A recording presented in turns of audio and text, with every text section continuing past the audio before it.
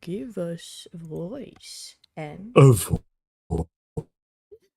that was the most cut out voice you've ever said. voice.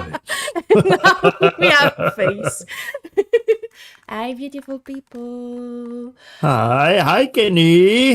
Happy to see you. Yes. All right. As usual, it's the moment where we're doing the. So, are you hosting? Am I hosting? You are. Yeah, I Cool. thought I was. He's Perfect. mine.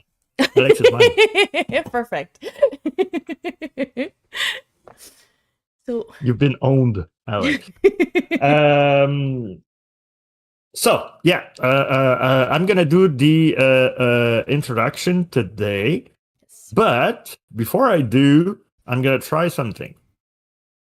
Because we've been listening to different podcasts, trying to find like a way to like properly start the DevTalk. you're trying that? Go ahead. I'm listening. Well, I mean, I have prepared absolutely nothing, so I'm like counting on the fact that there's no one on the stream right now. Yes. So yeah. It's And practice no, run. Kenny, I don't mean that you're not no one, and No. I'm just not seeing who's there anyway. So that intro could look like something like this. Did we say that we were starting with today on DevTalk? Yeah. Yeah, we should. Right? Yeah, Yeah. we should. Okay. Cool. So. Did we say practice run? Because that's a practice run. Yeah. Well, I mean, every stream is. If I've ever practice seen run. one. Today on DevTalk, we are no. Okay. No, we should talk about. We should talk about what We have a guest. the We DevTalk cannot is about, take right? take 3 hours for that. Do you want me to come back in like 5-10 minutes? You can go grab a pizza. It's gonna be fine. It's gonna take a while.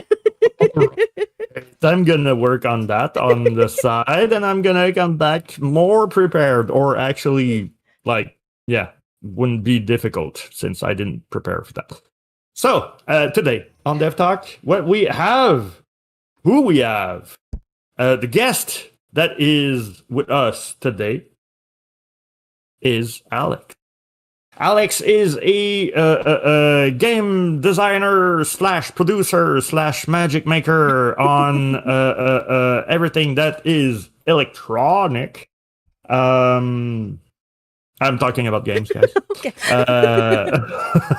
I was like, are you sure about that one? Yeah. Cool. And that's where you take coffee without finishing that sentence? I thought you were going for your usual segue where I shut up and you cool. talk. So that's the moment where we stop just talking and ignoring Alex on the side. And we say, hi, Alex. Thank you for being there with us. Do you want to introduce yourself a bit better, a bit longer? Who you are, where you're from, and what you're doing? More details. Yes. Okay, better. I definitely cannot do it better. But I'll try. That's nice of you. Hi. Thanks a lot, Jess and Jason. So I'm Alex, as you might have guessed. I was born in Italy, living in Spain because I'm blooded. And I've been working in the game industry for almost 2 decades. Picked up my first programming book when I think I was 9 or 10 with Quick Basic. I think nobody remembers that coding language. But yeah, I've been working nice. I've got white hair. I remember that. Good stuff. So yeah, I've been working in a bunch of AAA like Amazon, Blizzard. Now trying to help out indies and smaller studios to make games. It doesn't matter if it's production or design or sometimes code, but I don't want to call myself a programmer. Those days are way behind me. And I don't want to make a fool of myself even more than I. So yeah, production and design, I'm your guy. Everything else, we'll see. Definitely you don't want to ask me artistic stuff. You don't want to give me color pencils. Perfect. Yep. This turned out like an interview thing, like just then. I feel like I'm going to hire that guy. If you want, you can access Alex on his Discord. The link is pinned in the chat. He also has a YouTube video where you can grasp a bit more of what he's trying to teach and help indie developer with. And he also has a website. So Jesus, that was like some golden segue right there. You jumped right into it. Good job. thank you. Ninja marketing. Thank you. So, if we go for, are we going start for origin story? Because you said that it was Yeah. yours. So, if you want to go ahead, I'm letting you go with it. You mean, okay, all right. So, Alex, usually how we start those DevTalk is to try to establish the lore of our guest. So, you swept quite quickly through Italy and Spain. Don't be jealous. I didn't want to take all the time of the podcast because I lived in 4 different continents, even in New Zealand and the US. I studied 6 languages because I love traveling and learning new stuff. Oh, yeah. Hence my accent that nobody knows where exactly it's from. Is because I studied so many languages. Yeah, not talking about that. I was sure that you were from Germany, actually. The first time he introduced you to me, he said, I think he's from Germany. And I was like, oh, really? Because the name doesn't sound like it, but maybe. I spent a couple of years in the Netherlands, which they also call Dutch as the dirty German. Yeah. No offense. But that's the closest. And the closest to Germany is just going to Cologne a few times due to Gamescom, but nothing else. Okay. But yeah, I lived in Ireland, lived in Paris for Blizzard. That was fun. Not. And Blizzard, Paris. I'm just not going to say anything. If you enjoyed yourself, that's the great thing. I learned a lot because I try to say that in life, sometimes you win and sometimes you learn. Let me say that I learned a lot. And it was during Wrath of the Lich King, which means just when Activision joined the fray. So we all know how that ended. But yeah, now for those who don't, it ended badly. Okay. Quite. Just making sure. Blizzard still owes me a statuette. They wanted to give to every employee and a bunch of goodies that I'm still waiting after. I don't know, 15 years. I think you're not going to get them. I'm not there to break any dreams, but I don't think you're going to get them. They have my PO box. They can, we'll see. I check once in a while because, dreams take a while to die. But after that, after Spain is 4. A lot of Europe. Exactly. Let me live the dream. Don't pop my bubble.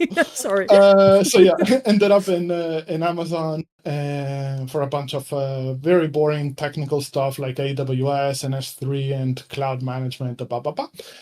And decided that the corporate world was not for me. So I was one of those stupid and naive people that I can do this better on my own. So I went freelancer. One of my first clients was an Australian. And waking up at 2 or 3 a.m. is so fun. Nope. Yeah. I don't believe you on that one. So that was fun. That lasted for a few years, and I wanted to make a small spin-off of Factorio with a couple of guys that I met on Reddit. Just on the weekend, something simple, and that lasted 5 years, 20 people, and ended up building the business. And those tiny projects that take 7 years to do. Yes. It's a common trope. The indie dev that meets with like friends for a weekend and says, "We should do this." How hard can it be? Really hard. And then Yep. The wheel starts churning. What would make you go for video games at first? Like if we go at the very beginning of it all. I never stopped. I was born. I was molded by games from a child. I got my first Master System when I was living in New Zealand at the time in '92. So I was tiny. I was a small human back then. And I believed, and this completely blew my mind, because back then you had the Nintendo and the Master System and a bunch of PC games that nobody knew about. Yeah. And I believed that to make a game, it needs to be on a cartridge. And to make the cartridge, you need like room-sized machines that imprint on the circuit board the instructions. So nobody could make games at their house or anything. There wasn't the possibility. You needed to work for Nintendo. They had one floor with all the machines encoding the cartridges. This is what I believed. Of course, I was 8. So when I saw in the local library a quick basic book, I was like, you can make games at home. You can code Snake and a weird game. One of the first ones that I modified because I love to break stuff, like retro engineer, see how things work. The one that I spent like months disassembling, I don't remember the name. Maybe you guys remember. It was like 2 gorillas, King Kong size, that they were throwing explosive bananas, and you needed to calculate the trajectory and strength Nope. of how it was thrown. Kind of like worms, but... Yeah. Well, I had the worm reference there, but I... No, you needed to input like the trajectory and the force in newtons and a bunch of stuff. And it was basically 2 King Kongs throwing bananas at each other. I spent months disassembling that game. And yeah, that's how I started. And basically, I never stopped. Except a few years where I got completely fed up. It was like, when was it? Around 15, 20 years ago. I got completely fed up of the coldness and the harshness of the IT industry. Because I was normal IT, like SAP operator and JavaScript and Java and those super fun things. Yes. Yes. And so I did a complete career change and I went into cooking. Oh. So taking advantage of the fact that I'm half Italian, I went back to Italy, studied cooking, like proper cooking, like 10 hours a day, 6 or 7 days a week for months, like high-class cooking with all the theory and a bunch of French words. I know so you how can to cut make potatoes in food French. and games. Yeah. So your gaming nights are like really tasty. It's not just like you're ordering. Oh, that's cool. I should go that way too. I should do that. So, and that's why one of the projects that I made is later. And try to make a comprehensive recipe editor, with all the tastes and all the additions and exactly what happens and all the qualities. Your because mic I is heard cutting many you. horror stories. Yeah, I think your mic is trying to censor what you're saying. I don't know if it's doing it on your side, although it's cutting on my side a bit. No, it did. I was reading lips, actually. I'm trying to keep secret from us. Your mic doesn't I have no idea what is going on. While we have this technical difficulty, Alex, maybe check into Discord, the little gear thingy. There's a voice and video option in there. Oh, and it was set usually now it should be a lot better. Yay. Yeah. Okay. Cool. It was set to custom dials and whatnot. Yeah. Okay. Cool. And attenuation. There's also attenuation and warnings, and now it should work. Sorry. Yay. It's perfectly Keep on rambling. doing that often. It was just like it's choosing the word that make the more sense, and it's getting rid of them. So we're like, what's the secret? it sounds like there's a secret. Censoring the name of the game, and then anyway. Right. So in short, that story ended up very poorly because I spent like half a year studying nonstop. Like I know the French word of 52 cuts of the potatoes, and I can debone a chicken in less than 3 minutes. Like That's proper I got skill set. Very, very pro. Yeah. Mere weeks after. Wait. Hold on.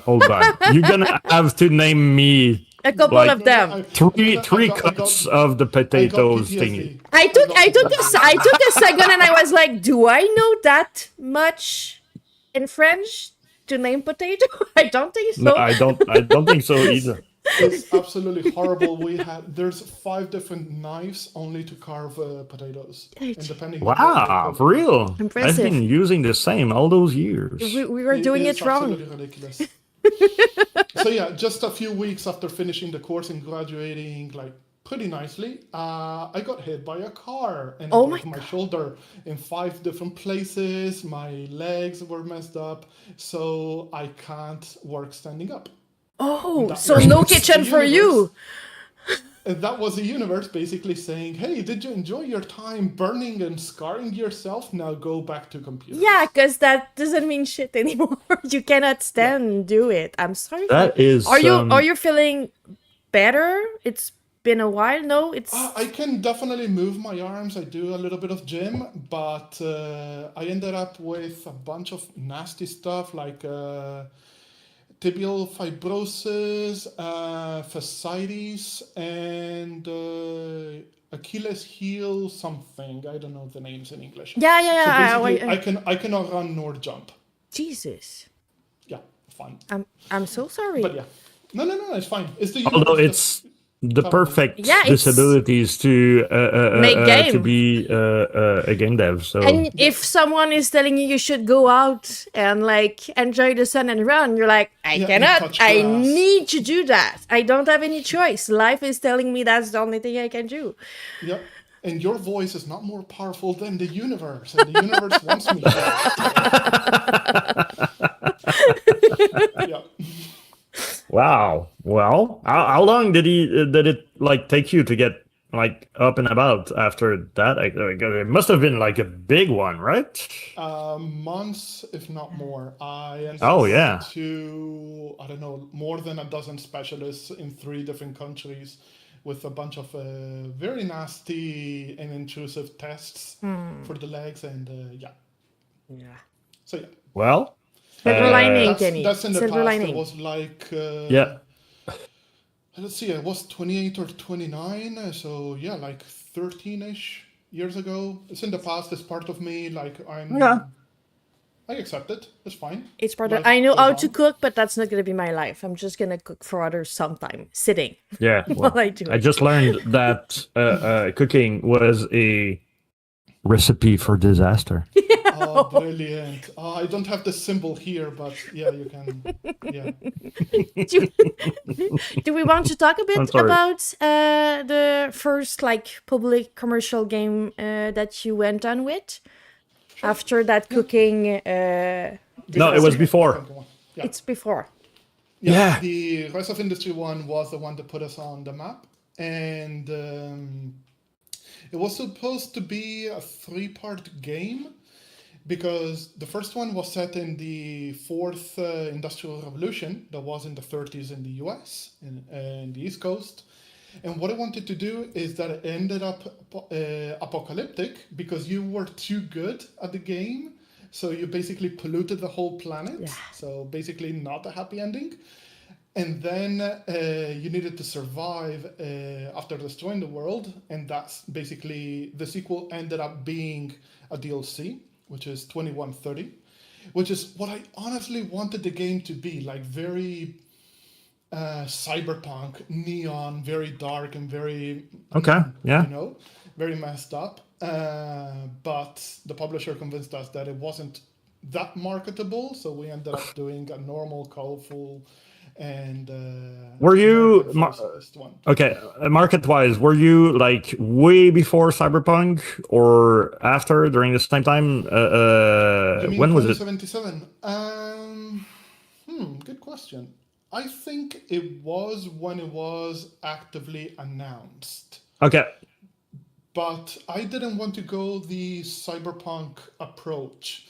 I wanted to go more Tron-like. So a lot of neon, a lot of synth, a lot of basically the 80s approach of Blade Runner. There you go, Blade Runner. Yeah. Well, I mean, yeah, Cyberpunk is the closest thing in my taste to Blade Runner on like the gaming side, except the one and only Blade Runner game that came out way back when. But the one in the 90s, the point-and-click one. Yeah. I was wondering because, like, I mean, Cyberpunk was like redefining the fact that side of like that genre was something that could be marketable. So anyway.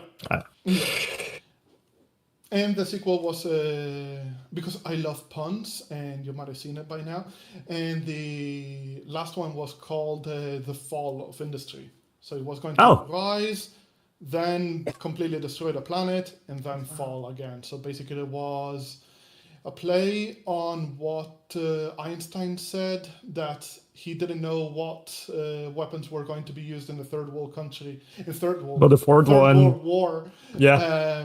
But he knew the fourth one was going to be with stick and stone. So it was kind of back to Stone Age, Bronze Age, automation with modern economics kind of thing. So that's a brilliant idea, actually. Yeah. Well, since we're talking about it, because like for the people at home that are listening, the main reason why I reached out to Alex is because, like you can see on the screen right now, he started posting. Well, you did some before, but like that was the first one that I caught on. He posted his history with Rise of Industries and Recipe for Disaster after that, and I found the point of view that you had, Alex, really refreshing in the way that it gives out what I would describe as a real world situation, right? So I don't want to spend too much time talking about it, but yeah, it's that one, Jess. It's so cringy always to see my own face. At least I chose. I'm sorry. Seeing it twice.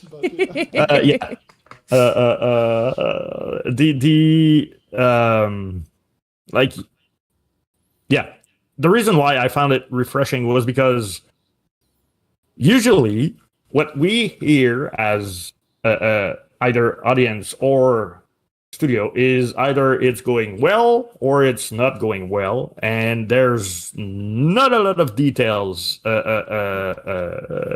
going around it, right?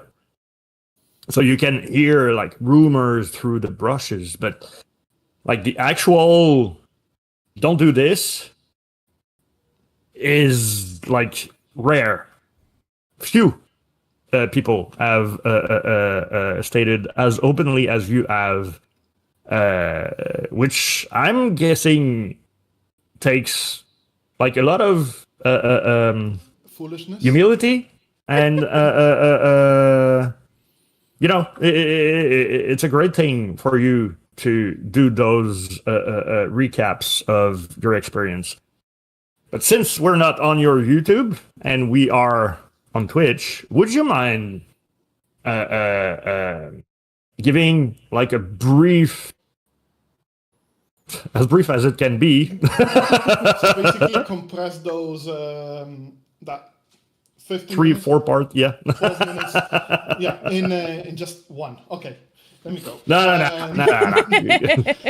No, Go basically ahead. just the TLDR version. Okay, so I said before, we were just a couple of guys off Reddit. We made something relatively small, ended up on itch. Then it was called Project Automata at the time because Project Automation, Project Automata. Then we saw that nobody could pronounce automata correctly, and we had to rename it to Rise of Industry. That it's a pun. Good call. As well, because ROI, return of investment. Oh, yeah, that's true. I like that. And when it was on itch, it was doing very, very well. Like, I was talking with the platform developers because we were making a lot of money. Well, okay, not a lot of money. Okay, we weren't A lot of money on itch, right? a lot of Because money yeah, on itch. If you're making a few $100 on itch, that is absolutely brilliant. And we made a few thousands. So they were like, dude, Nice. who are you? So we ended up doing some promotion deals with them. Super nice guys. I don't know if it's still the same, but shout out to them because they were super nice all the time. So yeah, then we tried to do a Kickstarter, and it failed horribly because if there's something that defines me is how naive I can be sometimes and wishful I thinking think and every so on. first Kickstarter is out of really a lot of naivety. We did the same. We failed the first one. I get it. I think don't know nobody if you knows how failed big that it bad. is and how hard it is before you try it out, and you're like, nah, it doesn't do it. No, Not I that was easy. thinking that no, look, it's perfectly logical because we got let's say 3,000 on itch, and calculated, extrapolated, and said, oh, okay, so we need like we are all of these people. We were like 5 or 6. We need like 150K to make the game. So we made 3 on itch, so definitely we can make $150,000 on Kickstarter plus fees, plus taxes. Definitely can. We made 12. Yeah. that is brilliant. We made 12, 10 of them in the first 24 hours, and nothing at the rest. I was spamming F5 like a moron Oh, all the time. Like Yeah. every 5 minutes. the on, tears on my looking day at a job. Kickstarter page that doesn't it work, didn't and you're move. like, but why? And I was at my day job that I was gamifying some medical website. And I was spamming F5 like every 10 minutes and it didn't move. I thought it was broken or something. No, just your so yeah. dreams. It's not the website, it's the dreams that are broken. Yeah. And if you listen very carefully, you can still hear a small violin playing in the background. But yeah. So yeah, back to normal. And shortly after, we were approached by a representative of Calypso. And I was like, dude, Calypso, absolutely brilliant. They made Tropico, which is relatively similar to Rise of Industry. And they were also making, of course, you put me on the spot and it completely forgets It's it. perfect. The one about trains, Railway Empire. Yeah. Absolutely loved it, completely addicted to it. And I was like, I don't deserve it. So yes, I'll sign anything you want to throw at me. Second So, mistake. I wasn't okay. I want to be real because, of course, to be real, and Jason, you might have seen it. That video sparked a few articles, and the press loves the drama and loves to twist things. It was not a bad deal. I want to say it incredibly clear. It was not a bad deal. It was not a bad contract. And thanks to them, we ended up at Gamescom and in San Francisco. So it was good. It's not necessarily about with publisher, from my understanding, because again, I've never been working with a publisher. I just know a bunch of people that had. It's not necessarily a bad deal, but a deal that doesn't protect them. A deal that doesn't make clear that the other part is gonna make what they're supposed to do.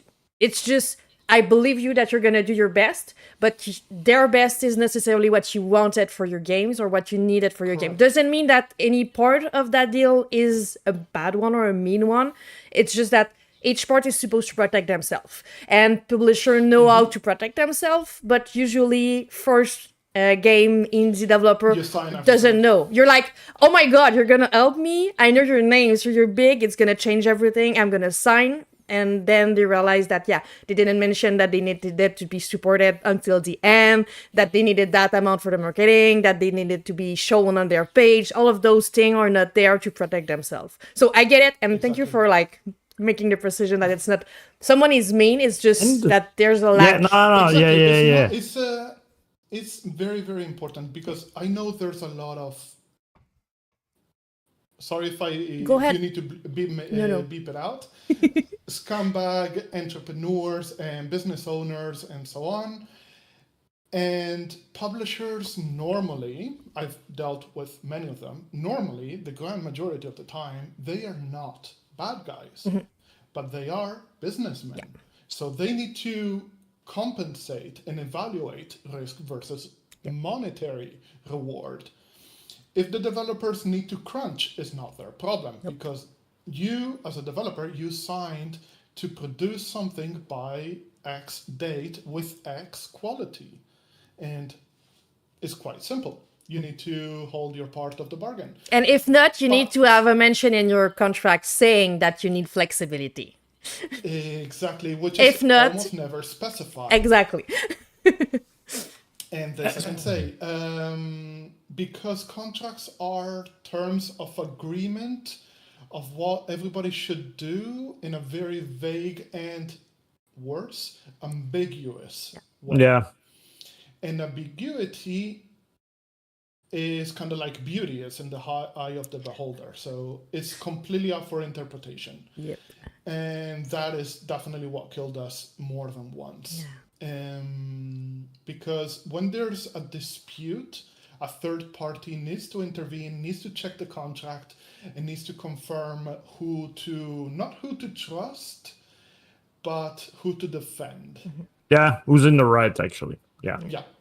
And with ambiguity, you just never know, and it's usually the ones that provides more money, Yes. therefore the bigger one wins. Yep. Yep. And all right. It's not something evil. It's just... It's life. Unfortunately, exactly. It's the rules of the game, and if you want to play, you need to know them. Yes. Yeah. And that's why you're important, because a lot of people that are like, I'm going to make a game. It's going to be cool. Someone's going to see my game. It's going to be amazing. And then you're like, yeah, more complicated than that. And you show up. You just need to... No, I don't want to be that guy to say, no, you cannot do it. But let me just give you some data, because 99.98 real data do not recover costs. Yeah. Okay? Of every game that is published doesn't recover costs. That data is impacted by how many games are released every year. So that's middling a bit with it. But yeah. Every day. Yeah. Every day on Steam, there's like 75 games released. 75. Not per week, not per month, every day. And sometimes it's more. It's over 200. Exactly. Yeah. I mean, we had like what, 150 when Spiral came out? I think. Yeah. That was like a staggering number. Marketing is ridiculously important. Yeah. You need to do a lot of marketing studies. Because you can market and you can sell an absolute disaster of a game, pun not intended. No, there's a lot of garbage on Steam, there for is. Example. Yes, there is. There's so many asset flips, so many unethical games, so many 100% AI produced games. It's absolutely ridiculous. And you are competing against them. So if nobody talks about your game because you didn't invest in marketing, small tangent, please invest at least a third to half of the budget of the game in marketing and PR. I know most of us can't, but you should. That's the name of the game. Find a way. Get less programmers, get less artists. I don't care. Just get marketing done. But usually, game developer wants to make a game. They don't want to market a game. That's where the point of contention then hire is. Somebody that does it. Simple as that. Because there's the top played games are, from design standpoint, mediocre. But everybody and their dog knows them because X trendy content creator has screamed at the camera for a few minutes and it blows up. But they tend to be generally mediocre games. They are very marketable, very well done to please a certain kind of the player base, but they disappear immediately once people see exactly what the game is about. And instead, there's a billion hidden gems that nobody knows about. So yeah, marketing is everything. You can market anything, but you cannot sell anything without marketing. Exactly.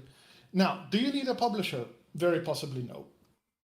It really depends on the scale and how big you are and how serious you are. And all your Most game of is the tailored times- to the right public, because a publisher is not going to look at a Exactly. game that doesn't feel like it can sell a lot. Because if I'm not wrong, you probably know way better than me on that side, but I think it's 3 times their investment that they want to do to even just look at a project. So Yeah. it's Yeah. huge. And it very much depends because, for example, Hooded Horse is one of my favorite publishers. I can't wait to work with them. But they only do like brain-heavy Strategy. games. Yeah. You're not gonna sell to them like Among Us, for example. But we had Every Day We Fight a couple Last of weeks week? ago. No, 2 weeks ago, I think. That's or with them. Okay. And yeah, they look like a really cool publisher and really kind publisher on that side. Yeah. Yeah. But sometimes, even if you invest just in a marketing agency to just take care of the store page and contact a few content creators for like, I don't know, 10, 15K, that's enough for the grand majority of indies.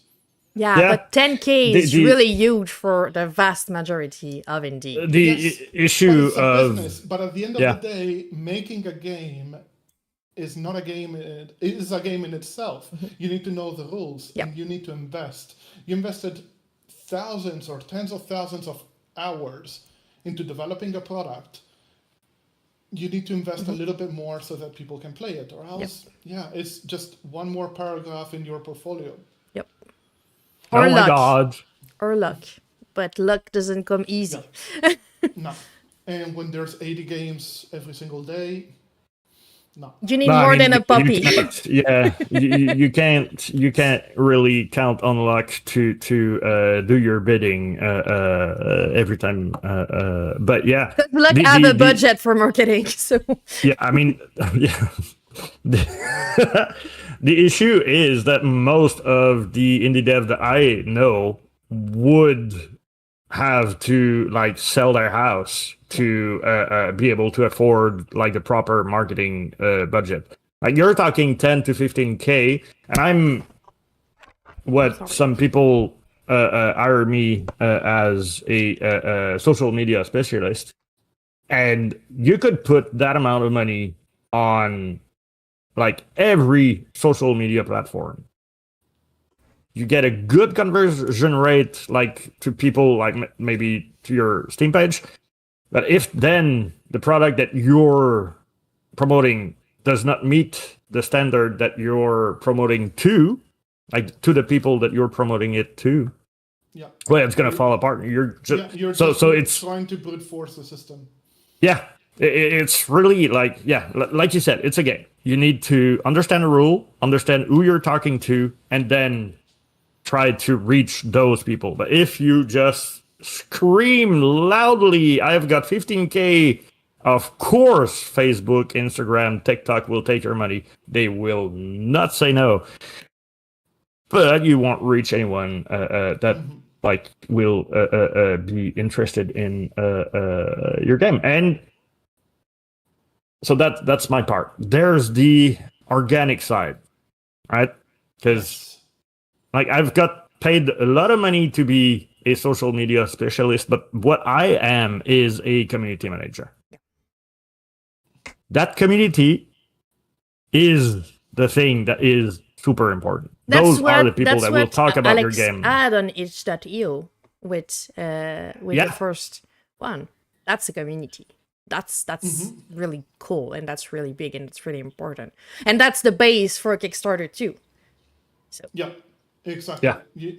Because you need a place where you can just announce that something is happening. Like, hey guys, wishlist the game is coming out in 1 month, or hey guys, next week we're gonna have a Kickstarter, and so on. Just make a Discord. It's free. It'll take you like 15 minutes to set up everything. It doesn't take that long, and it's relatively simple. Yeah. Like, it's what I slowly learned over the years, because when I started Rise, Discord, I think it didn't even exist. And over time, I picked it up and even got like 10,000 users, the server that it had. So every time Jeez. we released a patch or the DLC and you did the at everyone, you got like hundreds, if not thousands, of clicks in a few minutes. And that is, I was going to say priceless. It does have a price and it's quite high, especially in terms of time, because Yes. I was the CEO, the lead designer, partial programmer, and community manager in Squad. Oh my god. So I Oh was my there. god. In all the No. Steam forums, in the itch forums, and Discord, I was there. And doing the dev blogs as well. That's a lot. Wow. And it's something Yeah. that people don't often think about. Being active on social media and being active in your community it's a full-time job. So if you want if you want someone talking to you on the Discord all the time and you want the game to be made, it needs to be 2%. If it's one, Yeah. Yeah. the game is suffering from it because you're spending all that time, and it's really exhausting to be social all the time and write all the time and share all the time. You can't be productive, because especially programming, you need to enter basically the Zen mode as a programmer, and it's basically the world can burn, I don't care, There you go. but I need to Yeah. finish the script, or else spaghetti.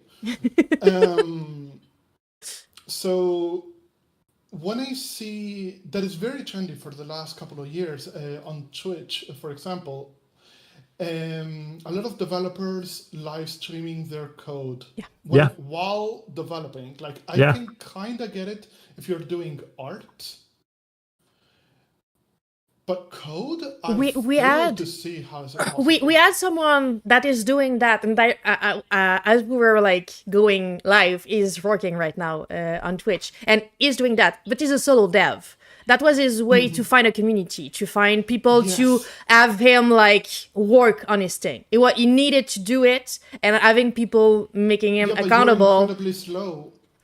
Like, Yes, you can't but you're produce at the same building speed. community. And it depends on what you're doing. But to be fair, most of the community you're going to bring to yourself is a dev community. So you're going to bring people that do the same thing that you do. So it's not necessarily player for your game, but it's helping to feel less alone. Because a lot of people that are solo deving or have really, really small team, and we've talked with a bunch of them, they were like, but we don't have anyone to relate. We don't have anyone to talk about how we're feeling, how hard it is, all of those bumps on the road that we're not able to go above and beyond, and we don't have anyone to share with them.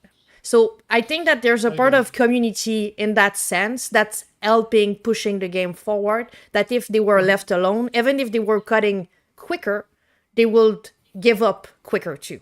So I think that there's that middle ground that people found in doing both.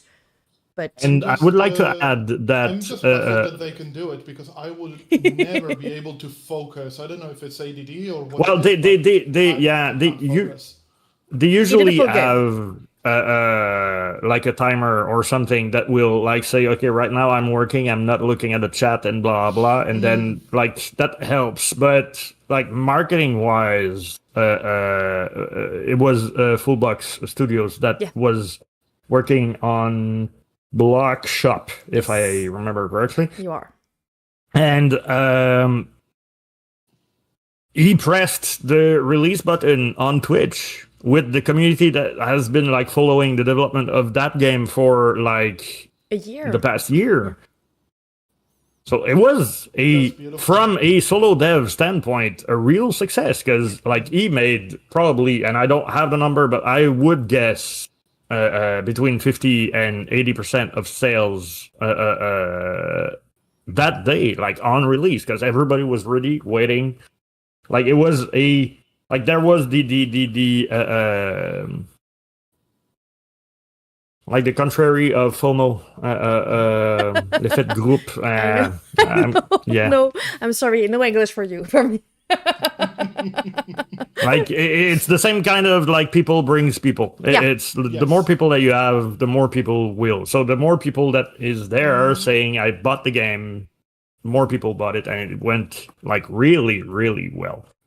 And it's kind of like I think it's called horde mentality, but Yeah. it's, yeah. I don't remember the Is what is a group of sheep called? I don't. Herd mentality. Herd mentality. mentality. Yes. Yeah. If you see a lot of people doing something, they will help you do it as well. Yeah. Yeah. And getting those 10 review at the beginning must have been easier Oh too my when you God. have people looking at you and you're like, please do now, please. Yep. Now.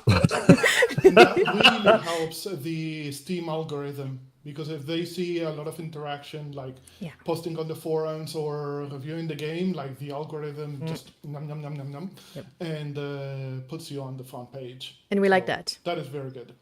So please, when you like a game, review it as soon as possible, especially if you're buying it day one. So the developer is going to be really happy, really thankful, sending all the love. It doesn't matter. Just review the game, because somebody spent thousands or tens of thousands of hours doing something that you got for the equivalent of a Big Mac. Yeah. Just depending, it might be a really Big Mac. Yeah, depending on what's the game, but yeah, I mean, no, I remember when we were having like the first few, because I jumped in the Spiral adventure midway, or actually more toward the end. Midway, 3 years ago. Hi, Andy. How you doing? I mean, on the 6 years of development, I was like nearing the end of like we were like looking at a window of we can release on that date. But anyway, and we were talking about the 10 reviews on Steam, and I was like, dude, I'm a community manager. It's gonna be easy. 10? What? 10? Is DreamWorks Crush too? The hardest thing ever. I lost a complete and total 24 hours. I'm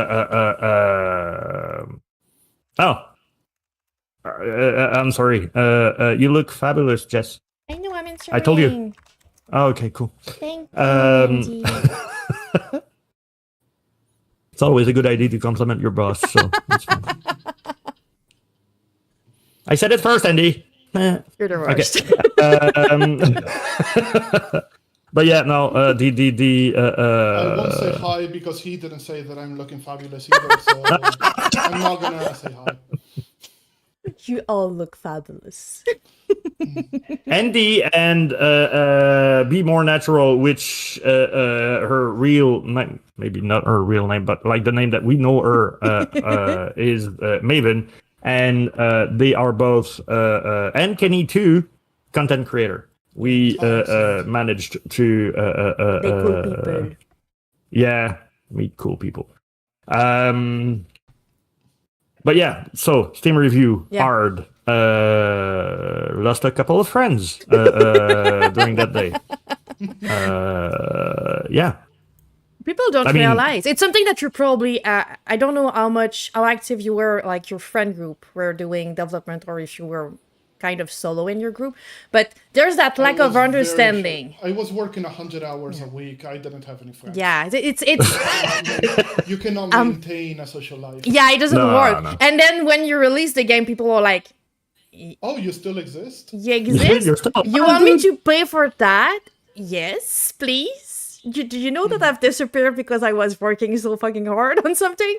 But yeah, people don't understand. Game is there. It's a conversation we had with Anto at first when he came in. He was playing the demo and he was like, but are we gonna have like more animation? And I was like, do you know how costly animation are, dude? He was like, but so many games have like so many of them. And I was like, yeah. Did you know the budget they have? We don't have that. And he was like, but people are gonna complain about it. And I was like, no, you're looking AAA content. You're not looking indie content. People are understanding a bit more. Before joining Spiral, my main like hobby and professional life was on AAA, and I did not understand anything about programming, animation, or whatever.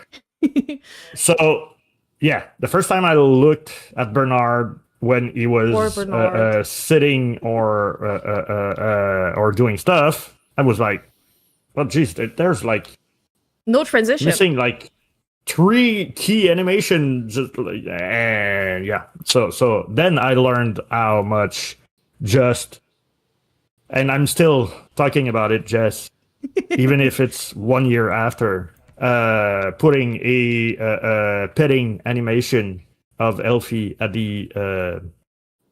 a certain point in that game. I should not spoil the ending. It's not the ending. I just spoiled it. Anyway, but yeah.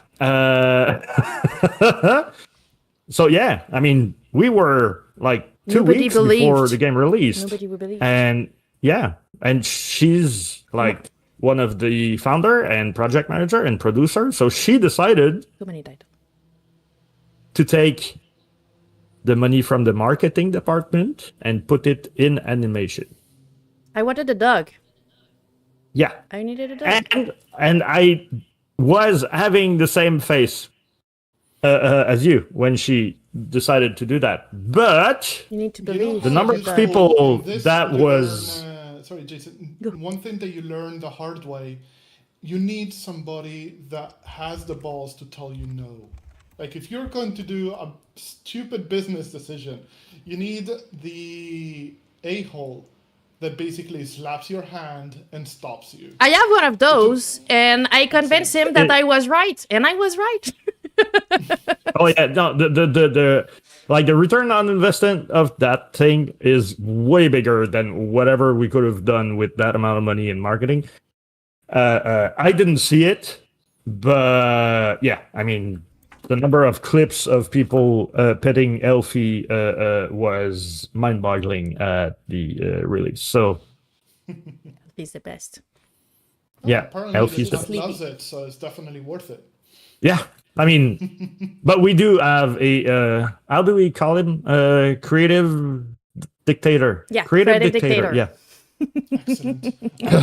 I'm gonna steal that for my next project. It's important Well, to there have was a a creative part dictator. where- It's not creative director, it's creative Dictator. Dictator, yeah. No, yeah. There was like a moment in the development where I imagined that he was like listening to the ideas of people and like taking them in. But when I came in and I said, "Hey, what about no, no, no, no, no? We're releasing in 6 months. There is no way I'm changing anything. We still got like 12 pages of bug report to go through. No." Oh, only 12 pages. Those are rookie numbers. Oh, You need to pump those numbers. it's because we didn't add enough playtests before. Those 12 pages become 100 after the release. Excellent. Yeah. Okay. Now I That get it. was awful. And we're not even talking about the Xbox version, but yeah, anyway. All right. We're not supposed to be talking about Spiral, although, wink, wink, No, we're you going to need have... plug your own stuff. I get it. although that's a big excuse because my backdrop is awful and it's looking outside at my Anyway, barbecue. So, your ad you know. is like straight on the name, so it doesn't change anything. It's just a cute background. Yes. Bye, Spiral. Thank you, Andy. All right. Yeah. Back to the topic at end. Yes. We were talking about not Spiral, but Rise of Industries and Yeah, that's right. Yes.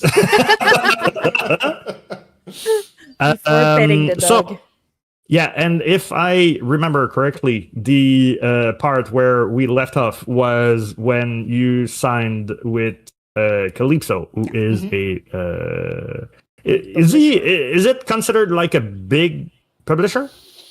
I would say so. It's not one of the biggest, but I would put it in like top 10. Oh yeah. It's not necessarily Definitely. in the biggest, but it's well known. Well known, It's a exactly. name you know usually. Exactly. Okay. It's maybe bigger than I don't know. For example, what's it called? Something Fury. Raw Fury? Raw Fury. Raw Fury, Raw yeah. Fury has done a billion different games. Yeah. Are slightly well known, but are technically bigger, I would say. Yeah. Okay. So something like that. Hooded Horse for now is way smaller, but better known, Yeah. I would say, because I defend indies, or at least for me, because I tend to prefer indie-focused publishers than big ones. I might be biased. Who knows? I agree with that bias. Keep it. So yeah, I signed up with them, and everything got very serious. Like, of course, we had stakeholders. It's not game we had, anymore. No. It's money. A job. I needed to make the company. I needed to get in the quickest way possible an MBA, study what project management is, and get a team together, study all the accounting and the economics. Bunch of boring stuff that I still to this day hate with every single cell in my body. But it's needed. It's needed. And I always said that the worst part of having a company is having a company. Yeah. I'll always say it.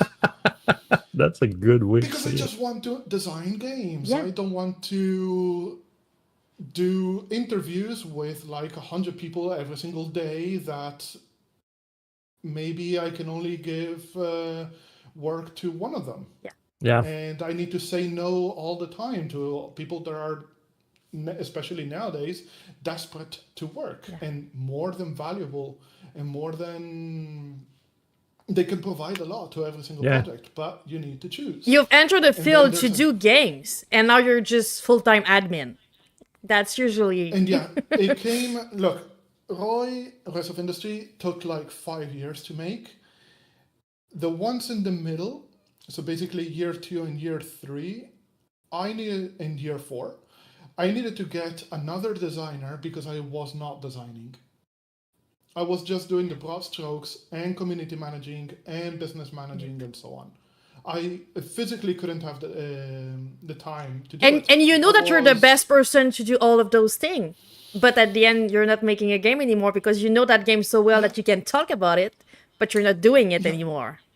And at the same time, I was a mix between naive and stupid and short-sighted that I couldn't trust anybody into taking care of the business that I built better. That was going to be my question actually, because it's moronic because if I suck at managing a business, then anybody else can do it way better than I can. So.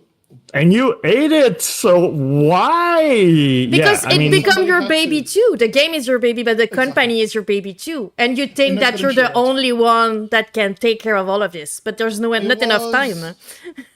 It was a mix between naivete and selfishness, or it's my baby, only I know what it's about. You know better. I can carry it. You think you know better. Yes, it's idiotic. It's idiotic. My life would have been so much easier and better if I just accepted help, accepted the fact that I needed help. But instead I worked the 100 hours, which I never calculated it. I always eyeballed that it was 100, but if it's an average of 16 hours, 7 days a week, it's 112 hours. Yes, so between 15 and 18 hours, 6 or 7 days a week, it's over 100 hours for months, if not years. Yeah, I ended up with a lot of health issues. I ended up in the oh my god, that must have been It's something that my creative directors say often is every time someone start making games, they think that it's just going to be a sprint. But then they don't realize that that sprint is going to be for multiple years. So you're not going to be able to sprint that time. So you need to slow down a bit to be able to... But nobody tells you. No? Nobody can tell you in a way that you can understand it. You think you're going to be different. People could say, exactly. People will just tell you like the common phrases of, hey man, it's not a sprint, it's a marathon. Or take it easy, you need to rest because or else this project will suffer. Or man, ask for help, blah, blah, blah. If you're burnt out, nobody's going to finish your game. So you need to be there until the end. Oh, but I'm tougher than that. No? I'm not like the others ones that don't burn out. We're not.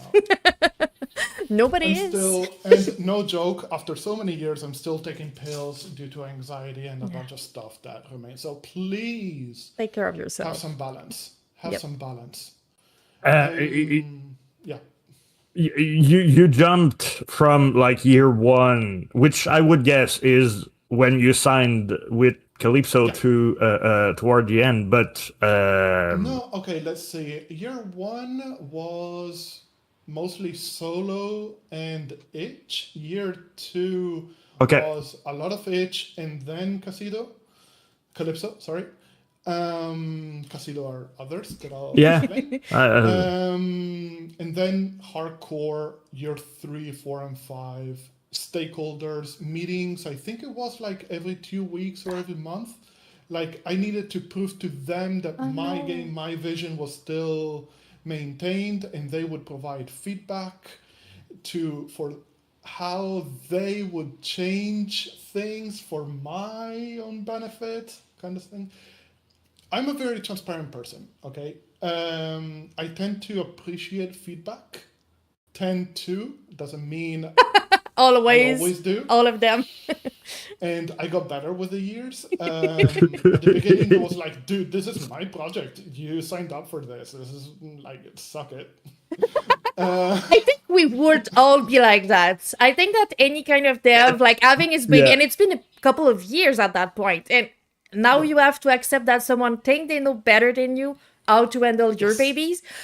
Get your own child. That one is mine. Exactly. But they did it in a very smart way. And personally, something that has never worked was the because I said so. Yeah. Okay? If you back up your opinions with data, like you show me a market study or you show me similar games that failed because of something particular, I'll accept it. So it's fact. when It's not providing opinion. feedback- Exactly. So you can give me all your feedback that you want, but please back it up with data. Yeah. And I'll definitely listen and very possibly accept it. So, Yeah. and that's what they started doing. And the game very possibly got better because of it, despite the horrible launch that we had. Before we talk about the launch, the question the question I have is, like, you've spoken about like anxiety, you need to reel and me in because I love tangents. it's totally fine. No worries. I'm good at that. Don't worry.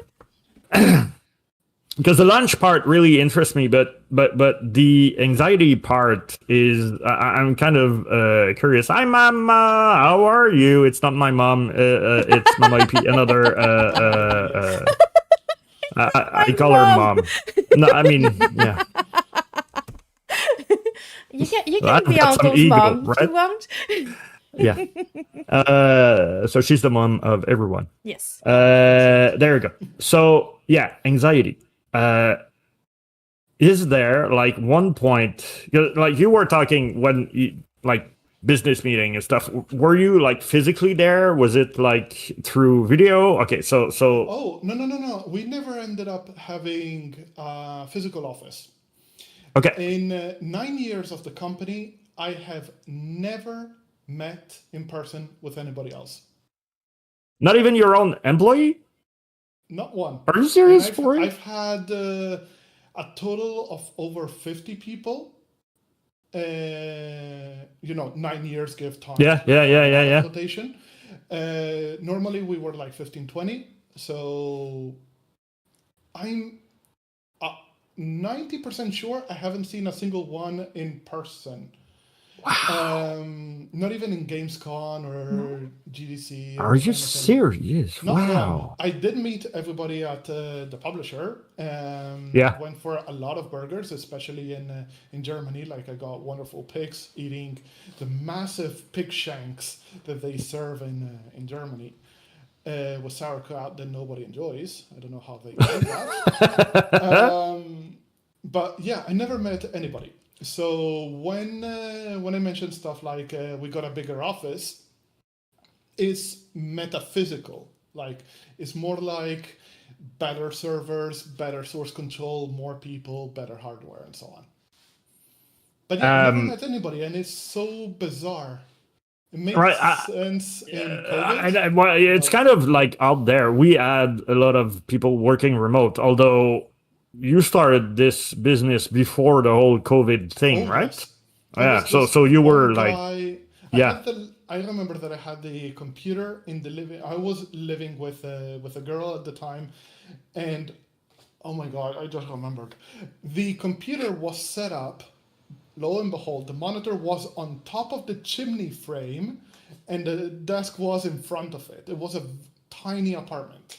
And it was there in the living room on top of the chimney that we couldn't use. It was back in Ireland. Yeah. Wow. That's a cool thing. Wow. All right. And We do the then, game. Whatever. everything for the game, everything for the game. And then during Kickstarter, we didn't have any money, and I was living with the same girl in Italy because I love changing countries. Apparently, the both of us in 26 square meters. And if you look That's at, for not a example, lot. 26 square meters, like my current living room is bigger than that. Yeah. That was So the whole small. apartment. The whole apartment, including the bathroom. Jesus. The kitchen was part of the hallway. Yeah. So the computer, like the screen was on your knee, and you were just crouched in a corner. It wasn't a clothing rack. And if you look at the Kickstarter video, the horrible one, you can see 100% of the apartment behind me. And 100% it means like one coffee table and one bed. For two people, for over For two 1 year. people, that's incredible. Good on you. I was asking though, like, did you see anyone physical? So, like, how anxiety-inducing was it to go to your like shareholder meetings? How? Because it feels completely out there. I worked for like some big corporation, but I always ended up getting out of those meetings for one reason or another. Never complain about it. But yeah, so like, At the beginning, it was bizarre for the first couple of years because I was focusing on defending my own decisions. Okay, I was like self-doubting all the time, like trying to defend why I did certain things, incredibly insecure, and so on. But then, because I got PMP certified and SMT and Scrum and Agile and all that good stuff, Oh, yeah. most of it is completely useless, especially in indie, because all you need to know is how Scrum sprints work and how Kanban boards work. yeah, The rest of the book, you can throw it out the window. So it got easier over time. okay, But at the okay. beginning, it was nerve-wracking because, yeah, I was constantly like explaining my weird thought process, knowing that they wouldn't get it, knowing they don't care because they just want to see the result. It was a little bit weird. And then I kind of learned how their language works. Yeah. Speaking with Nowadays, speaking with a lot of stakeholders for many different projects and many publishers, you kind of get it. yeah, You need to learn the way.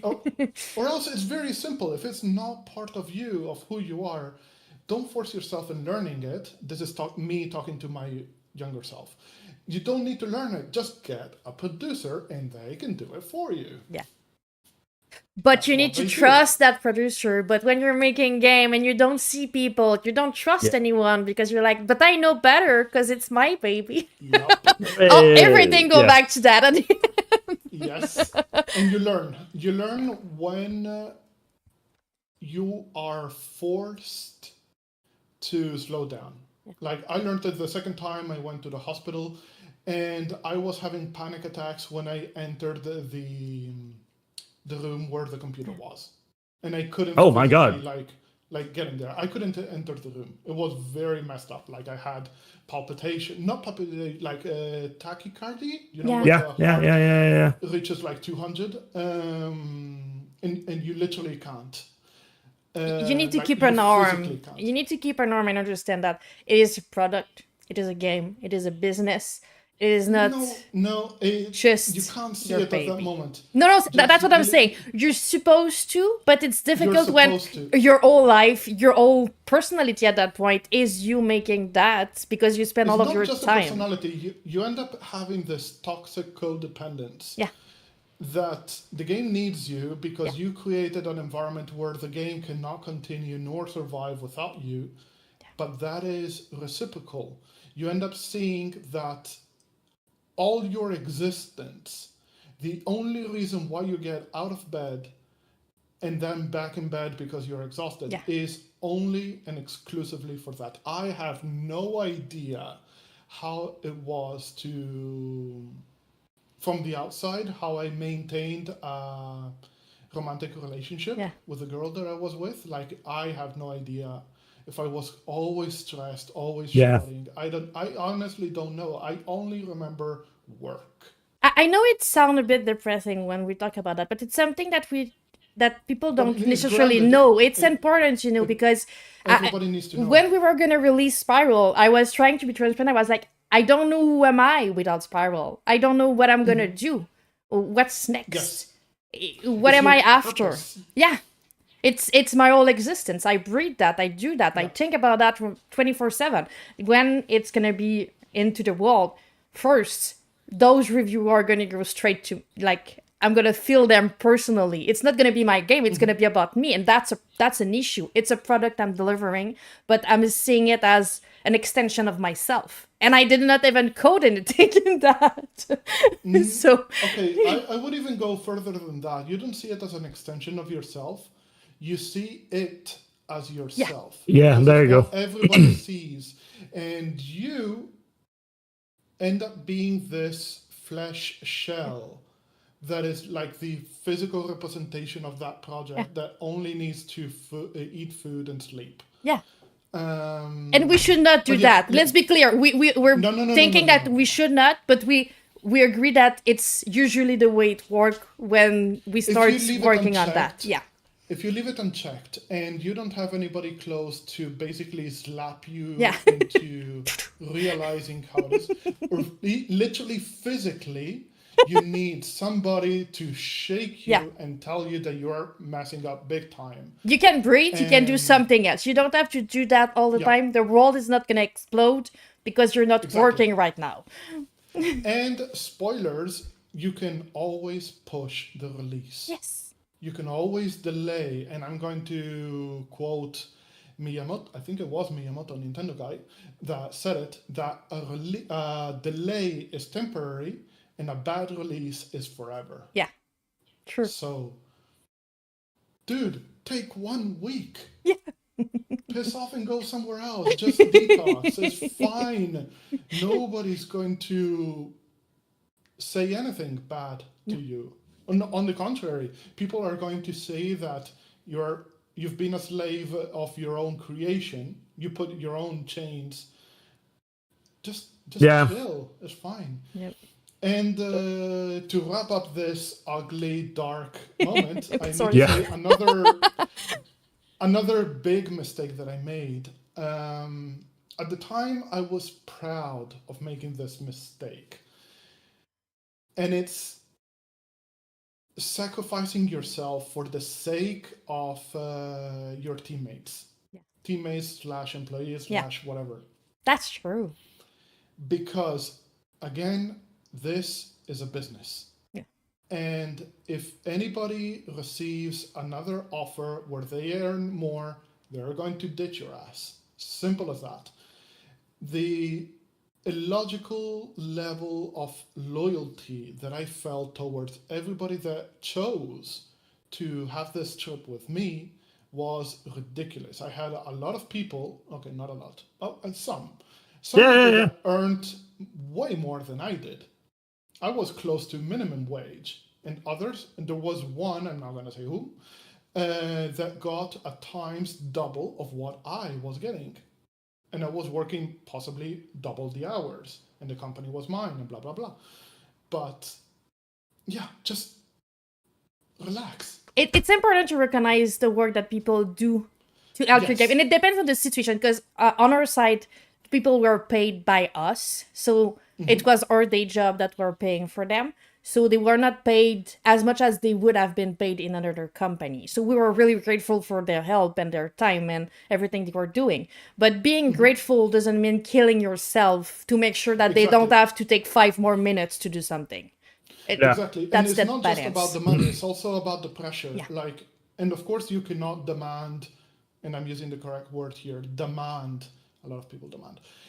for others to do the same that you are doing, because a project is yours and nobody will have the same amount of emotional connection. And they shouldn't, because you shouldn't, but they especially shouldn't. Exactly. And that is fine. So you need to accept it. So again, take it easy. It's just a project. You might love it, you might consider it needed or part of you or whatever. Just chill out. there's more to life to it. Yeah. The moral of this story is there is a fine line between passion and not giving a damn. Find that line. Stay on it.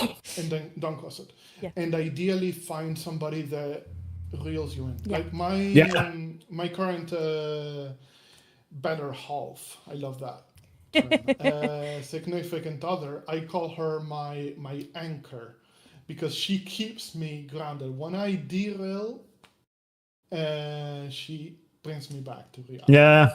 That's a good thing. Yeah, that's good. It's really, really, really essential. And if we were more objective about our situation, and if we were more like chill about what we're doing, I'm sure that we will be more aware when we're doing mistake, because we would not be as quick as making decision.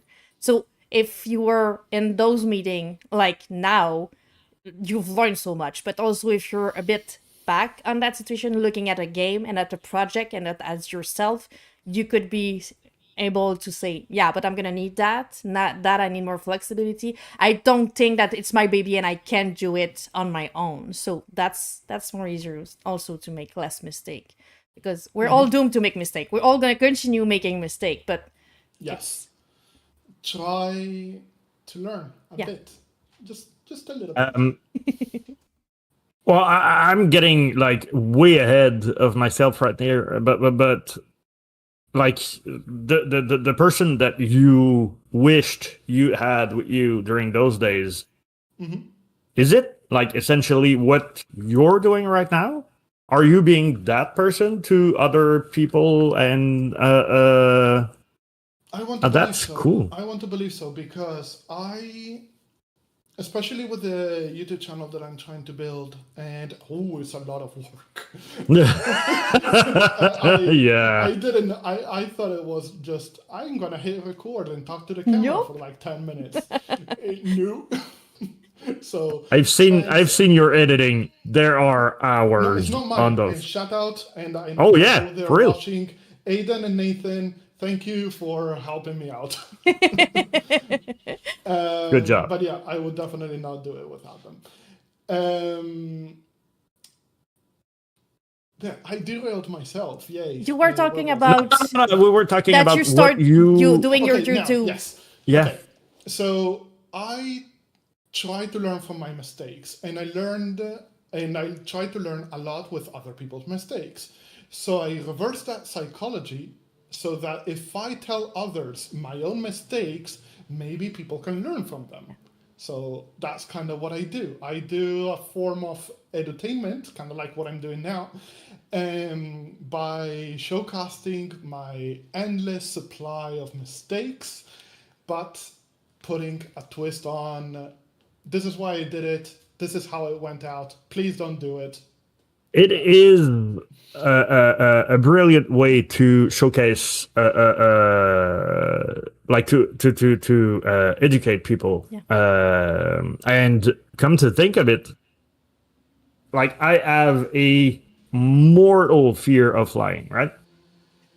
But I always listen to a guy that explains why plane crashed, right? See, that plane crashed because of this, that. So I mean, doesn't make me feel better when I'm in a plane, but I know where to look, right? I'm gonna die because, right? So you're essentially doing the same thing, analyzing and then explaining to people what makes that mistake a bigger one that, or like what you should do in those situations. Yeah.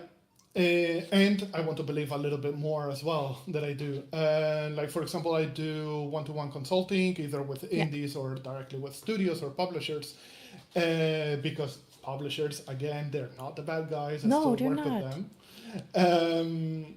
So because I failed a lot in the past, I learned a lot, so I know what to look out. And if I see that kind of situation repeating in different teams, I need to You speak can up. see it, yeah. I can see it like clear as day, like, dude, this is exactly what happened to me like 3 years ago, for example, and this happened. So stop what you're doing and adjust.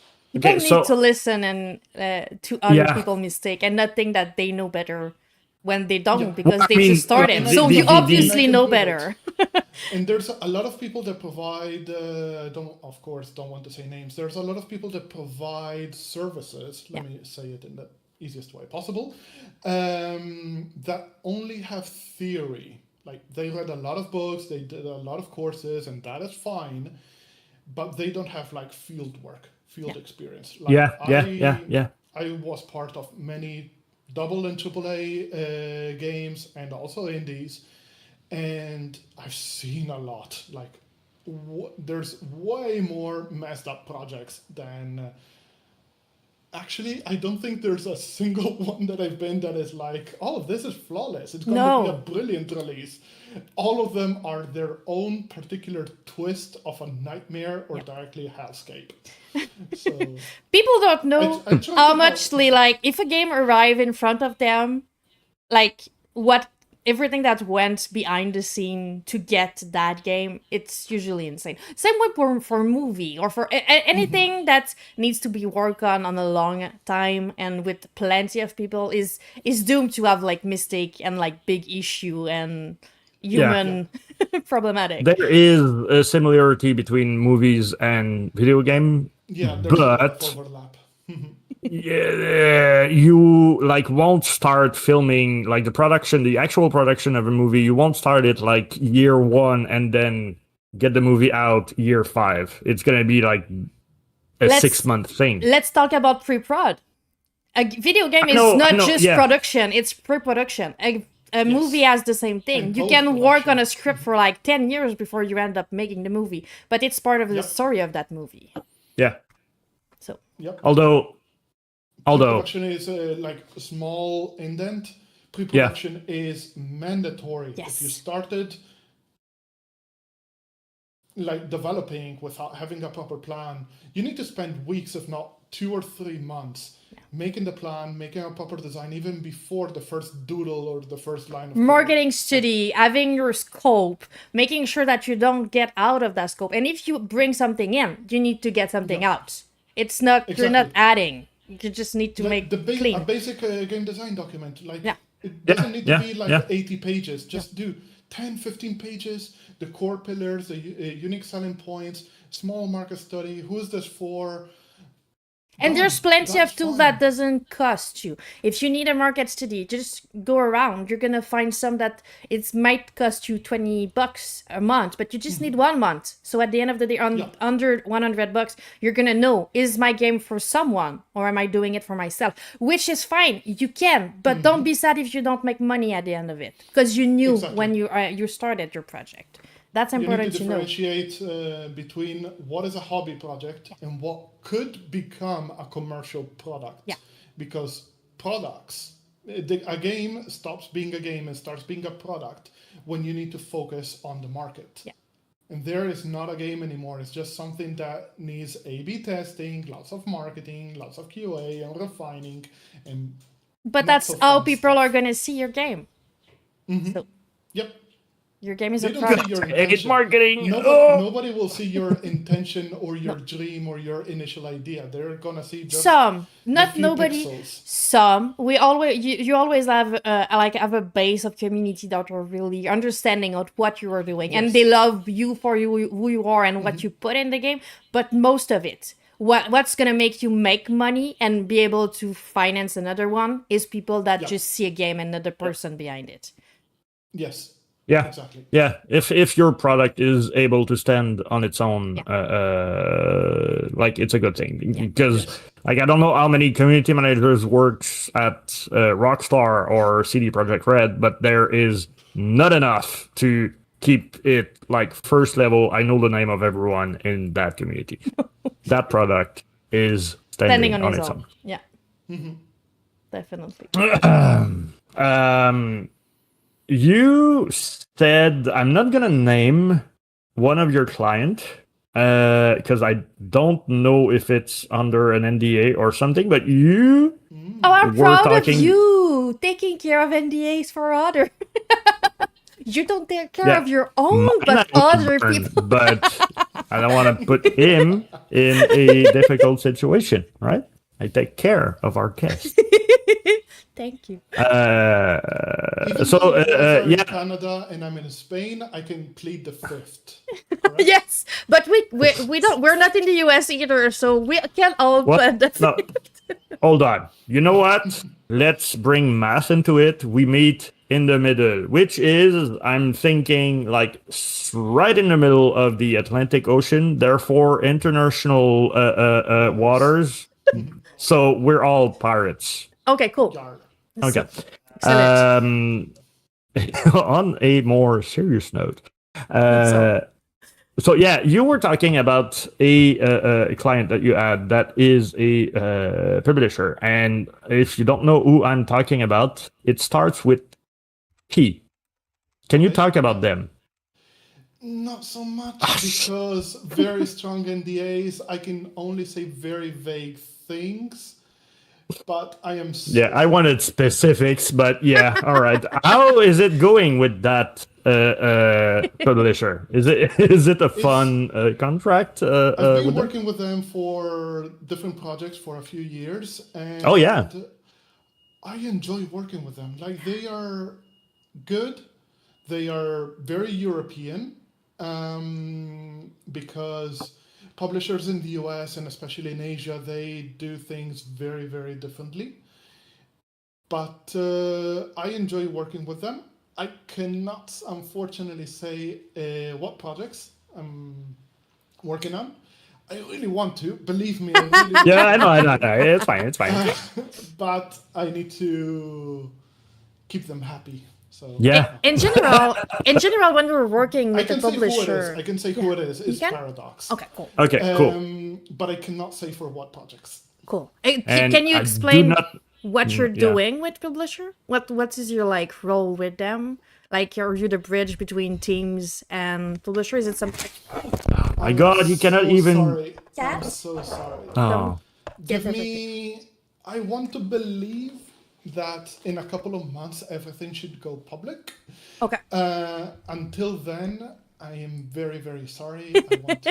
It's fine. So It's fine. if you It's want fine. to It's know, you need to follow the link for the Discord, and then you're probably gonna Yeah. be first to know. So Ah, that's true. It's cool. on that side.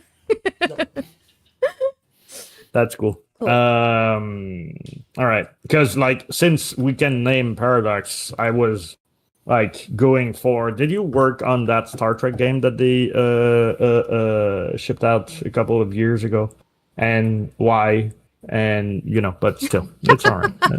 No, I have, of course, many questions because, of course, I'm a gamer.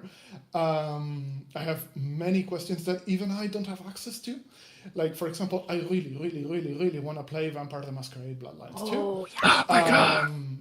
I desperately want to play it because I played the hell out of the first one. I still play the tabletop RPG one because I got that DM one in too. in my free time. Excellent. 5th edition or 20th? I don't know. It's my creative dictator, also brother. Sometime we play together. Sometimes. So one is nice, is my brother. The rest of the time is not. It's just a dictator. But yeah, he's the one owning the box, so I cannot say. But I've played that one a bunch. I like it a lot. It's wonderful. It's Yes, it wonderful. is. And one of the projects that I really want to make is based in that universe. Yeah. Like, I got all pitched out. I got a bunch of documentation, and once I get a prototype rolling, I want to present it to them because they are the current IP holders, and it's gonna be amazing. I have a big question. I have a question for you. Since you're working with many people now, and you're working with publisher, and you're doing consulting, do you work on one of your own project, or you're left out on the side for the moment, or just something that you do on your own time just because you like it? I don't have time because Yeah.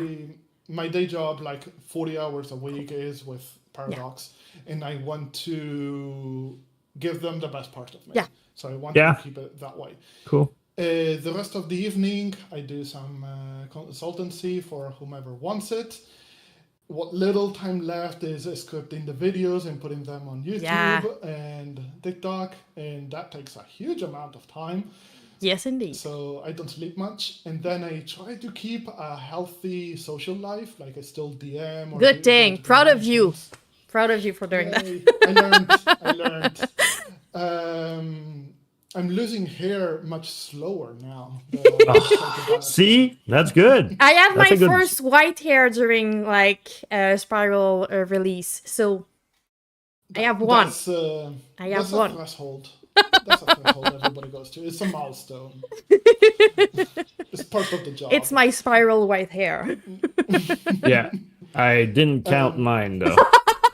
But We'd be I there have for two a kids, while. so It's not Spiral, it's the kids. yeah. But yeah, answering your question, I do have. I want to keep my creative juices flowing, and I do GDDs and pitch documents, even if it's just for me. Yeah, cool. Oh I yeah. still do them. So maybe Okay. someday, but for the moment it's on the side and you prioritizing other things. Kinda actively being done. Like every week, I invest like 2 to 5 weeks Cool. in at least one of them. I also try to make a board game. Oh, I tried twice. sweet. I printed out. I got a professional printer to make all the board pieces and so on. But just experiment. Just So we playing have a around, board so- game fan here. I'm sorry, Anto. I'm gonna left you on the side for It's that totally one. fine. Go ahead. What kind of board game are you playing? I'm interested. It's not like a Ooh, DevTalk all of question. them. Are you a them. legacy player or more a regular player? Because I'm a legacy player. I really like legacy game. I like legacy games. I like hardcore legacy, like Pandemic Yes, Legacy. yes, specifically that one. But Jesus, we my just found our absolute- co-host. But I'm gonna leave you two absolute together. favorite- my absolute favorite, with a huge difference, the best legacy game is Clank. Clank. Oh, far. I don't think I've played it. It's brilliant. They have like so many editions, like the medieval one, the sci-fi one, the dungeon one. But Clank Legacy Acquisitions Incorporated is what it's called. It's absolutely brilliant. It's basically you take modern day capitalism applied to medieval high fantasy approach. So basically, you're recruited in a guild and you need to make money for the guild, and there's a competing guild that is messing up and waking up all the dark lords and so on. It's brilliant. Wow. It's brilliant. I'm gonna So add it much to my fun. list. And you might suffer from that, Anto. I mean, It's by far the best legacy. It has so much fun. There's so much humor and so many pop references as well. And it's very legacy because you got like a massive stack of cards that you need to physically like rip apart and put stickers on. I love that. Brilliant. Love it. Pandemic is like But- at the top of my but- list and those that I really But like. there's So. two games that I play all the time. I love Cthulhu Death May Die. Because I love minis, I also paint them. And it's brilliant. It's very hard. Very, very hard. I'm sorry, I'm looking them up. It's very... No, it's brilliant. Cthulhu Death May Die. It's brilliant. And something easier with the misses is the Seventh Wonders guys made a dual version for just 2 that is called Duel, I think. And they made a spin-off of that spin-off that is Lord of the Rings based. Oh, oh my god. Yes. don't know that one. And I can't remember what it's called. And basically, Battle for Middle-earth or something like that. And basically, one guy plays Sauron and the other one plays the hobbits that need to destroy the ring and or conquer all of Middle-earth and so on. So it's brilliant. It's like $20-25. It's brilliant. Absolutely brilliant. I've played the Seven Wonder, but I did not play the Joel one. My dictator brother have prefer the it. Joel one, but I've never played the Joel one. So I Then might need to please try do. it. Cool. Please do. I consider it better. It's leaner, faster, and tighter. Cool. And if you like Lord of the Rings, skip it entirely and get Go for that one. because it's almost identical. It's like 80-90% Cool. identical. Thank you. See, it was just a small part because board game. It's totally fine. I did not understand a thing. I'm gonna take the defense of all of those that don't enjoy those games. You just don't get you them. haven't found. No, you haven't found your one. No. Everybody says that, and maybe I'm like that special beast that cannot, for its life. It's not from lack of trying, right? It's I've been, I'm gonna say, gently obligated to partake in one that I remember, maybe other, but and it was with Jess and the creative dictator. I'm sorry, but the first time he sat with us, we were playing vampire. So that's way too complicated for our first time. It's way too complicated for our first time. So you got somebody that has never even played board games into a very intense RPG. No, we were playing it because we don't have the whole team often, so we were like the O, and he was there. I was like, you can up in, but I don't think it's the right one for you. But it was way too complicated. But I want to play Pandemic with him, like, alone. I think it's gonna be easier. I think he's gonna like it, because I would go smaller. Yeah? I would go smaller. But I really like Pandemic. Pandemic, Guys, I've got 2 kids, right? I don't care. when I buy board games for my kids, because, like, it's fun. They should have fun with that. I bought them Legacy game too. Yeah. For kids. I read the rules, and then I call Jess to ask her to explain what the rules are, because my brain cannot wrap anything around any, like, even the simplest game. But that's why I think Pandemic is the right one, because Pandemic is like co-op, so I can work with him to make him love it and then force him into liking that game. Okay, help me out. It's a famous one. And I played it with kids, and it's a perfect introductory one because it has very, very simple rules. It's kind of like Cluedo, but only with pictures. One of the player plays as the ghost of the victim, and needs to project. Yes, we have it. It's mysterious. We have Mysterium. it. Yes. Mysterium. Yeah, Mysterium. That is an excellent introduction game because it has 0 text and a lot of interpretation. I have it. I have the expansion. Those that I bought for them were more on the zombie kids. Yes, I have that one too. The circus one is a lot better than this one. So I would definitely introduce Jason. I know he's shaking his head, but try it. Give it a cool. Go.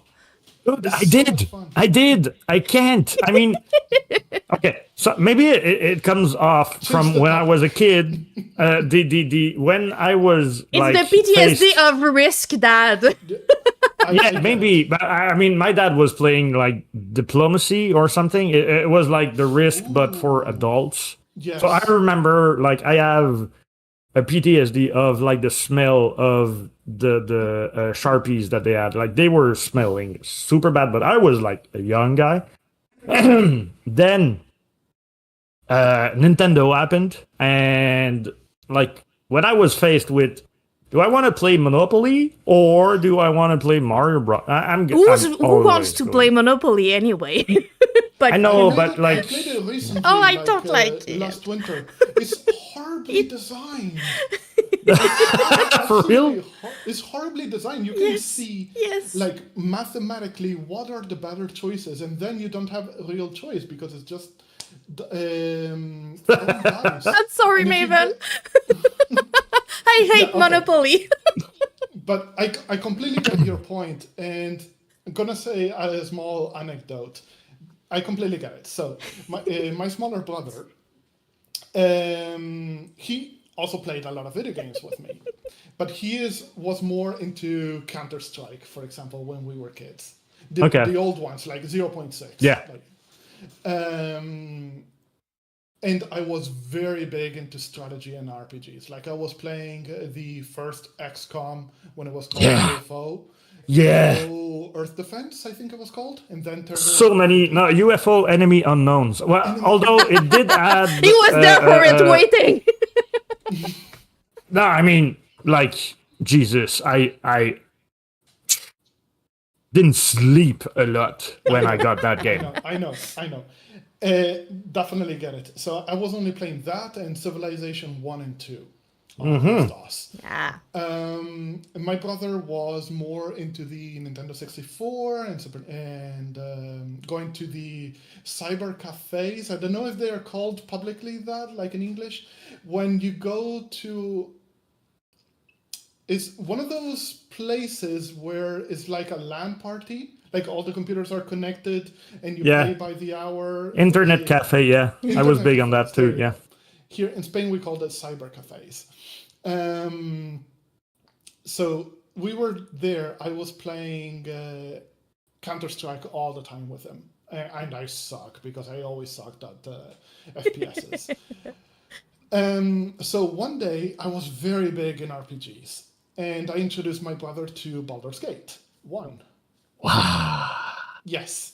And he was an FPS player. So Yeah. he played GoldenEye and the 64 and Counter-Strike on the PC. And I got him into Baldur's Gate 1. That is a very number crunchy game, with the THACO and so on. Oh, yeah. We did the tutorial part, which is like half an hour to 1 hour of running around that town in Candlekeep.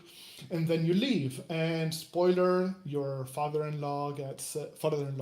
your foster parent gets killed by the bad guy, blah, blah, blah. Spoilers. Happens in the first half an hour. And then you get free realm to go wherever you want. And we were like, oh, let's go there, blah, blah, blah. I did something horrible because I'm the classic asshole bigger brother.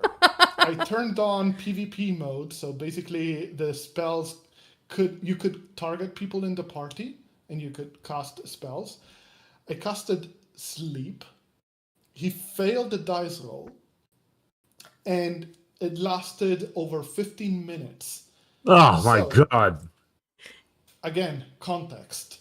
We were in a place that you need to pay to Yeah. play. And he was like this for 15 minutes, looking at the screen while I was killing goblins. Kobolds, sorry.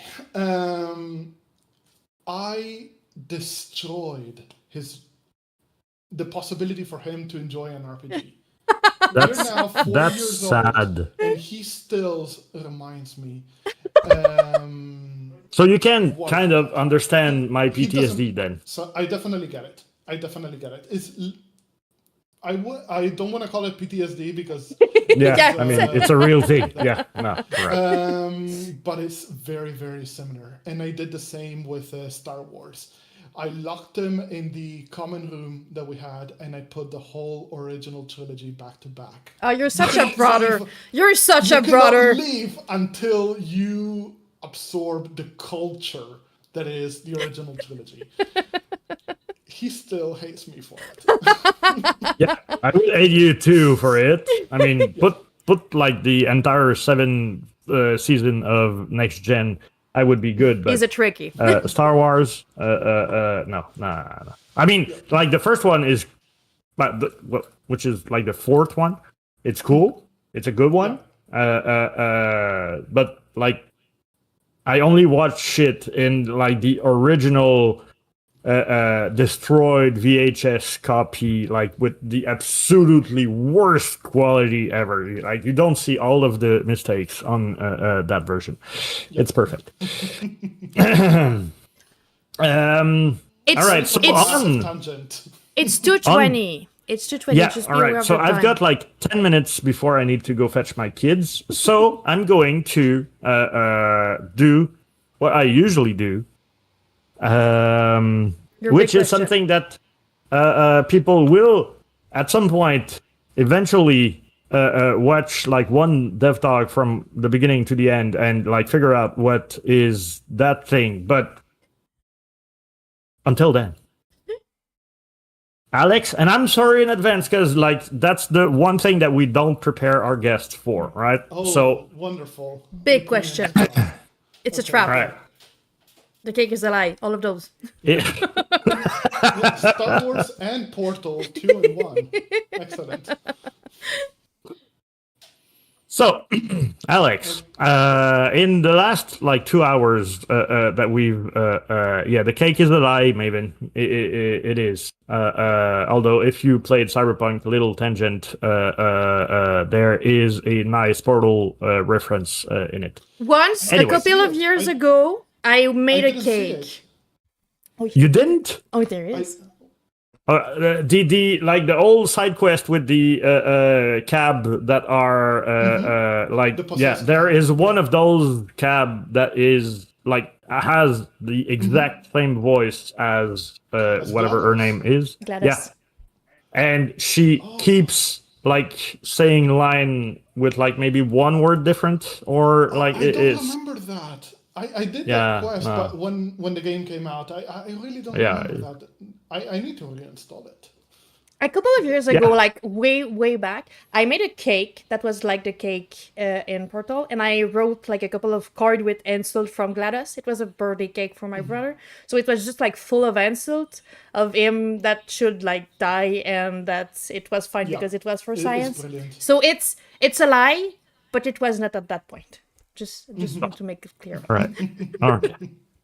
So, coming back to my Yes. deep Your big question. deep question. I'm gonna. So we've been talking for the I'm last sitting 2 down, hours. I'm ready.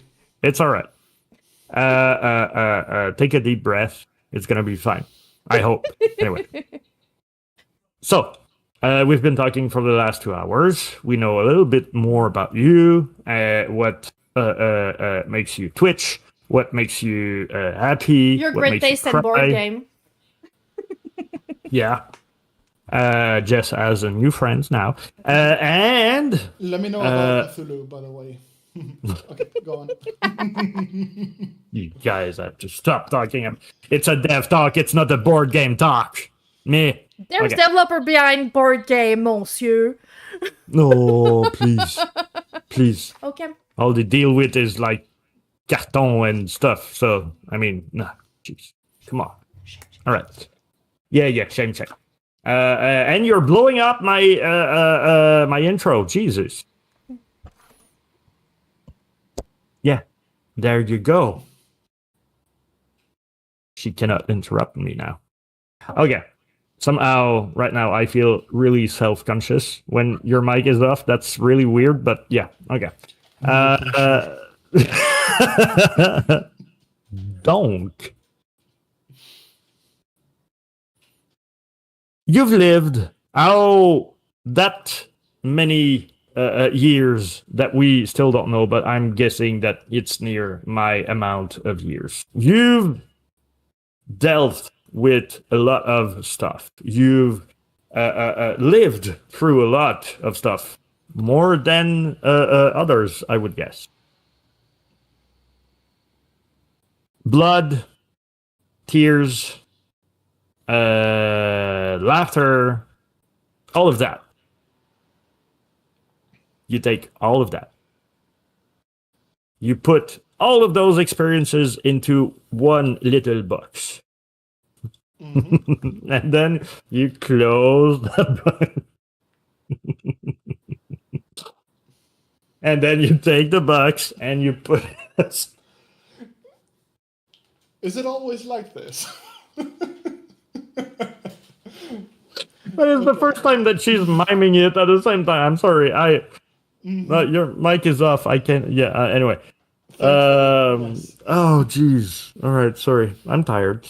So the box is on the side, and now I ask you that very deep question: What is your top 3 of all time video games? Okay, wonderful. Oof. We don't, Maven. We don't. Okay, you completely caught me off guard. I thought you were going to go with a classic route of would you do it again, or No. what would have happened? No. It's really hard question. You have to define the best game that you've played you've said that you played UFO Enemy Unknown. Yes. I am sorry, but that game needs to be in that list. No. I'm sorry. going to say something similar and say that XCOM 2 is better. Terror That's on the same from vein. the Deep, No. Not UFO 2. XCOM 2. Okay, so the one that came out The recently. one from like 10 years ago. 8 Recently. years ago. Has it been 10 years? Jesus. Or 8 or something. Yeah, we are getting old. Yes. Yeah, because I played it when I was in Ireland, and that was 5 plus 3. It was 8 years ago. Yeah. Oh, yeah. Yeah, no, makes sense. Jesus. So I'm very looking forward to the Star Wars XCOM that is coming out. That is very, very similar to that XCOM. I can't remember When? the name, but Who's soon. behind it? Soon trademark. I can't remember the name nor who does it. I really want to play it because it's XCOM Star Wars. Period. Yeah.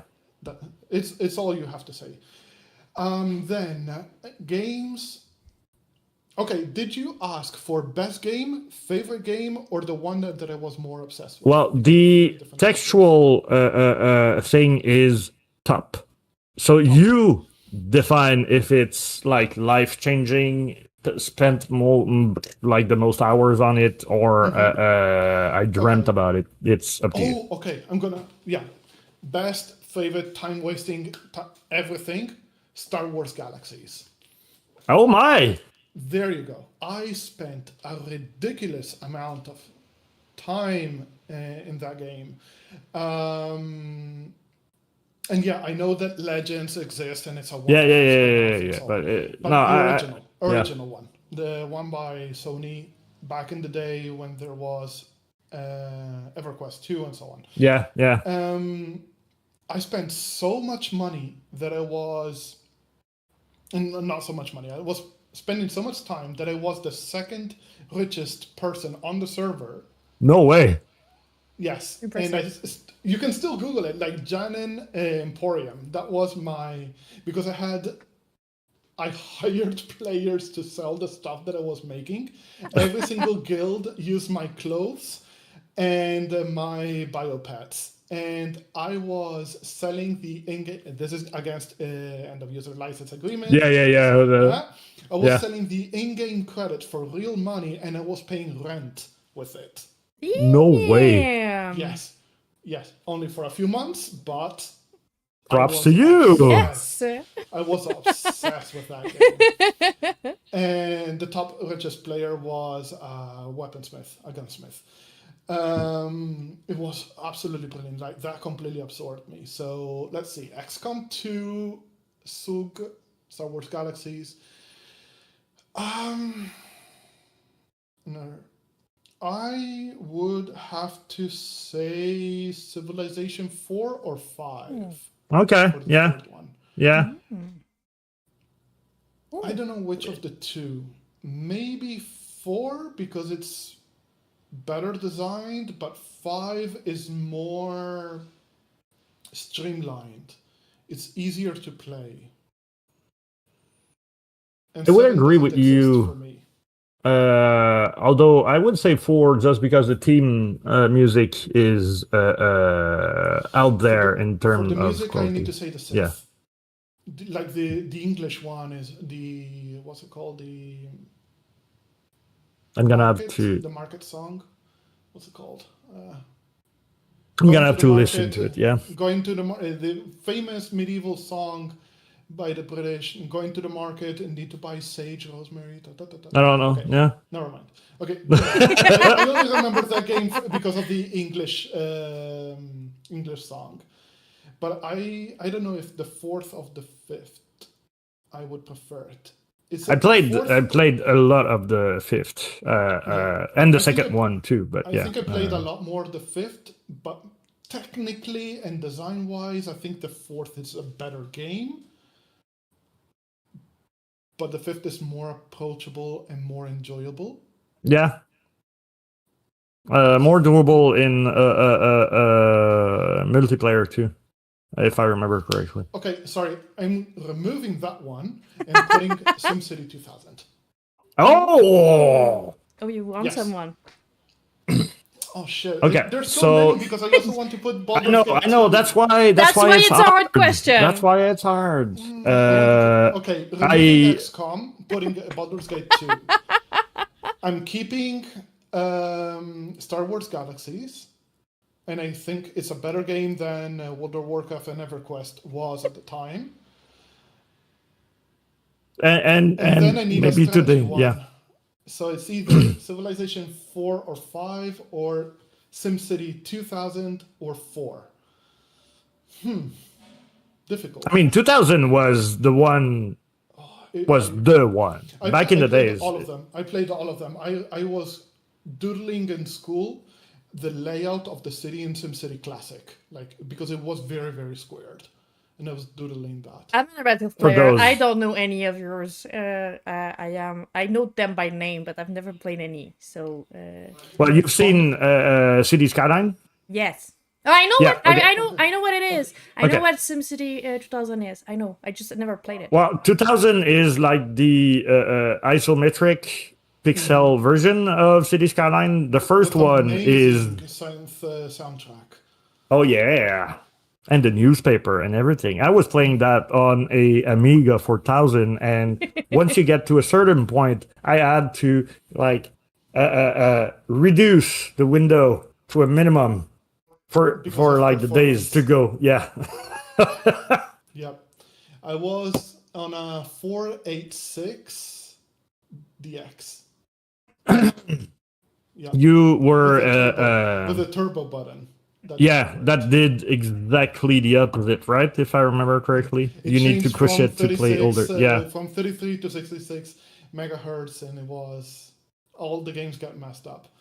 And I found out the hard way while playing Duke Nukem. Yeah. Oh my God. It completely messes up the game. But yeah, if you like Jess, if you like tabletop RPGs like Vampire and so on, you need to play Baldur's Gate 1 and 2.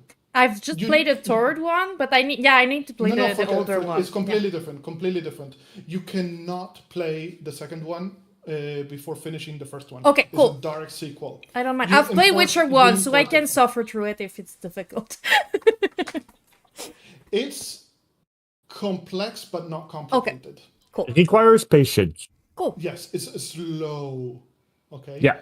And the voiceover is amazing. Yeah. Like, Yeah, you it is. absolutely- You absolutely despise the nagging girl that accompanies you for a while. I'm not gonna say who it is, but I played it recently for the nth time, and she's insufferable. Gonna check that out. Well, It's your time. on, But yeah. You need to go on fetch that Tiny beautiful Omen. note, So yeah, I I'm have to gonna go. say final say Yes, Baldur's go Gate ahead. 2, Star Wars Galaxies, SimCity 2000. Perfect. Okay. Do you have a As little you can word see, at the end? everything gold. Do you want us to shout out something else before we go? Is there anything that you wanted to share? Inside the 25th second that we have before the ad starts. Oh no. Check my YouTube channel if somebody wants to have a deep insight in design and production. And if you like what you see, hire me. I'm available for consultancy. Thank you so much, everyone, for being there. Have a great rest of your day, and see you next week.